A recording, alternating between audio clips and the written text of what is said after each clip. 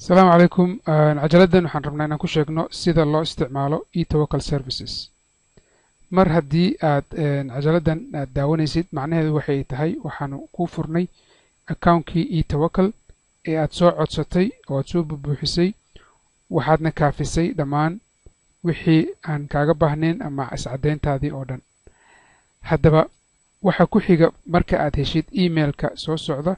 ayaanu halkan ku taataaban doonaa iyo sida markii aad u isticmaalaysid e-tawakkal loo isticmaali karo emailkaas ayaa ku soo dhacaya kaas oo ku sheegaya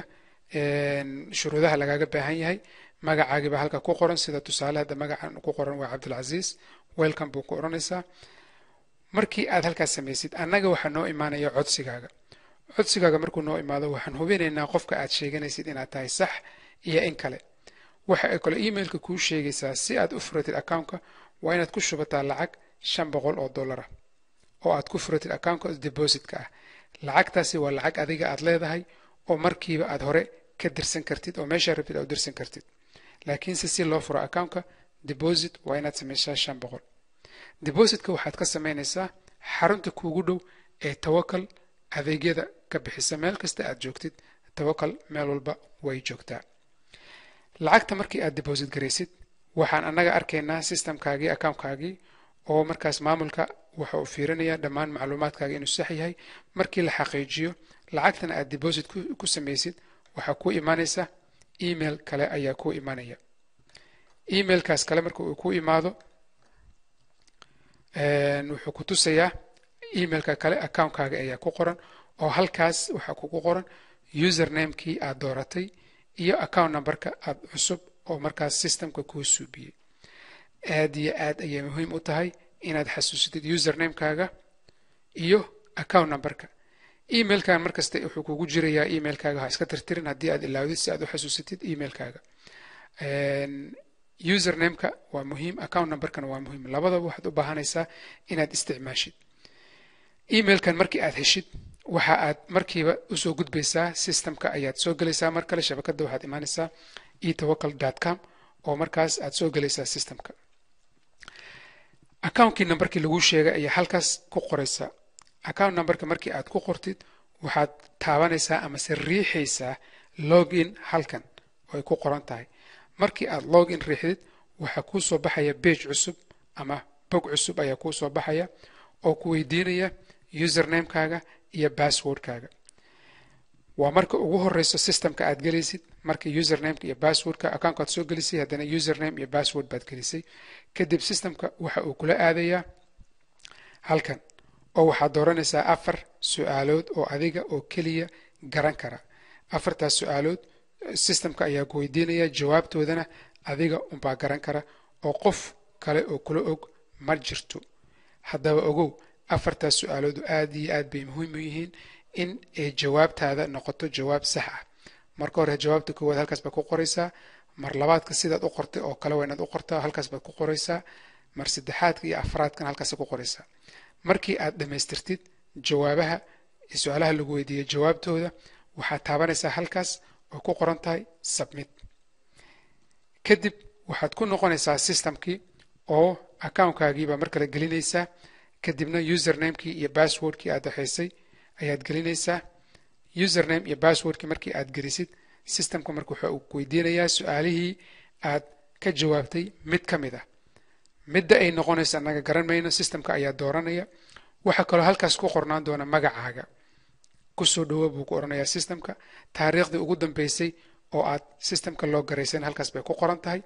su'aasha markii aad ka jawaabtid waxaad oranaysaa submit kadibna systemka waxa uu ku geynayaa meeshaas boggaas ayuu ku geynayaa oo ku tusaysa account-kaaga wixii balance ku ah iyo haddii aad lacag jirto iyo haddii markaas lacag aad dirtay oo aan weli la bixin maadaama uu yahay systemka markii ugu horreysay aad isticmaalaysid waxa ugu horreysa aad taabanaysid waxaa weeye account kadibna waxaad taabanaysaa deposit markii aad taabatid waxa uu systemka kuu soo saarayaa page cusub pageka cusub waxaa ku qoran lacagta markaas aad dhigatay marka weli wuxuu ku tusayaa inkastoo aad $500 geysay xawaaladii kuugu horreysay waxa uu ku tusayaa systemka in aysan waxba lacag kuu oolin marka deposit markii aad taabatid waxaa kuu soo baxaya page cusub pagekaas waxa uu ku tusayaa lacagta aad deposit garaysay oo ahayd 500 meesha halkaas waxaa ku qoran magacaaga halkaas waxaa ku qoran email addresskaaga teleefankaaga maalintii aad deposit garaysay lacagta iyo intii aad deposit garaysay si lacagtaas aad u isticmaashid adiga ayuu systemka wuxuu kaa sugayaa amar marka waxaad u baahan tahay halkaas inaad taabatid oo aad tiraahdid process markii aad lacagta process garaysid kadib ayaad isticmaali kartaa lacagtaada inta aadan process gareynin account-kaaga wuxuu ku tusayaa 0 laakiin mar alla markii aad process tiraahdid account-kaaga wuxuu isu bedelayaa in ay lacag ku taalo oo $500 lacagta markii ay ku taalo page cusub waxaa taabanaysa halkaas ay ku qoran tahay payment si markaas aad dad ugu dirtid lacagtaada eheladaada waxaa taabanaysaa marka ugu horeyso send remittance markii aad taabatid waxaa ku soo baxaya page cusub oo markaas ah haddii aan ku noqono send remittance markaad taabatid kadibna waxaa taabanaysaa add new receiver oo maadaama aadan hore qofna kugu jirin new receiver baad gelinaysaa oo halkaas ayaa taabanaysaa kadibna markii aad new receiver taabatid waxaa ku soo baxaya page cusub oo ah macluumaadka qofka aad u diraysid lacagta macluumaadkiisa ba gelinaysaa magaciisa koowaad magaciisa labaad fadlan xusuuso taleefanka inaad ku qortid area code-ka waddanka sida Kenya oo kale haddaad lacag u diraysid waxaad u qoraysaa sidan kadibna email hadduu qofka leeyahay emailkaad u diraysaa waddankii uu joogo iyo magaalada uu joogo markii aad dhamaysid macluumaadkaas waxaad taabanaysaa submit magaciiba ku soo baxaya qofkii magaciisii meeshii uu joogo iyo nambarkii aad markaas ugu dirto qofka tusaale haddii aan u soo qaadan hadda magacii aad u diraysa lacagta Cabdishakuur Maxamed Maxamuud hadduu yahay oo kale waxa uu joogaa Boosaaso taleefankiisa waa noocaas waxaad ku dirtay lacagta meeshan ku qoran tahay city-ga oo kale haddii qofka aad ugu diraysa qofka si telefoon ahaan lacagta aad ugu diraysa sahal iyo saad oo dib ka soo sheegi doono waxaa ka soo baxaya city-ga haddii laakiin lacagta aad u doonayso qofka inaad ugu dirtid magaalo ahaan waxaad ugu magaaladiiba ku soo baxaysa iyo waddankii mar haddii qofkii uu kugu jiro marka dadkii aad u diraysa lacagta waxaad taabanaysaa ama si aad dooranaysaa qofkii aad u diraysa lacagta waxaa ku soo baxaya page cusub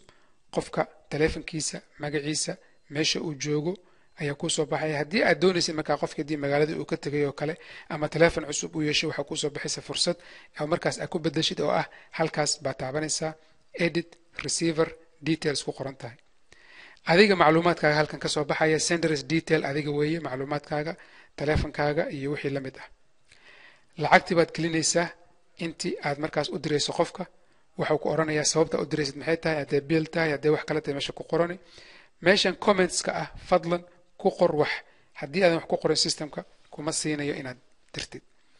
kadibna markii aad ku qortid commentska aniga hadda waxaan ku qoray bill labadaba kadibna fine commission baa oranaysaa lacagtii inta lagaa qaaday hadda $50 oo kale markaan dirayo oo aan u dirayo ka soo qaad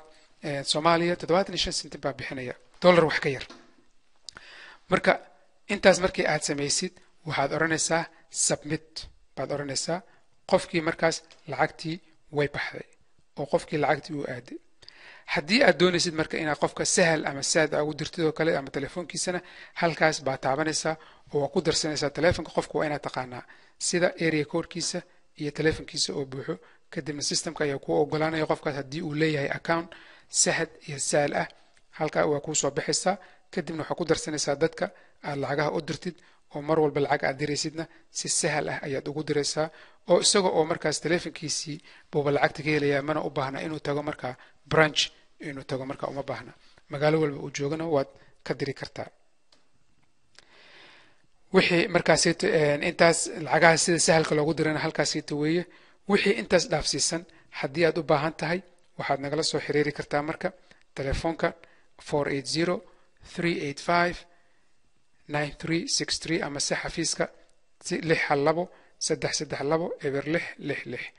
waxaan rajaynayaa inaad marka aad ka faa'iidaysatid furitaanka cusub ee aad furatay e-tawakkal account oo aad lacagahaaga markaas si sahal ah mar walba ugu diraysid xusuusnow lacagta mar walba waa inaad deposit garaysaa lacagta oo aad geysaa xafiiska kuugu dhow tawakal ay leedahay markii aad lacagta deposit garaysid kadib ayuu systemka sida doonaysa u isticmaalaysaa mustaqbalka hadduu ilaah yidhahdo waxaan doonaynaa inaan ku darno in account-kaaga aad lacagta ka soo wareejisid laakiinse markii aan kusoo dirno dhammaan macaamiishayada annaga ayaa idinla socodsiinaynaa mar kale aniga oo ah cali nacnac waxaan idin leeyahay aad baad u mahadsan tahay mar kale account-ka aad ka furatay etawakal shirkadda tawakal express oo mar walba ku dadaasha in macaamiisheeda ay u horumariso una fududeyso sida ay lacagaha ugu dirayso asalaamu calaykum waraxmatullaahi wabarakaatu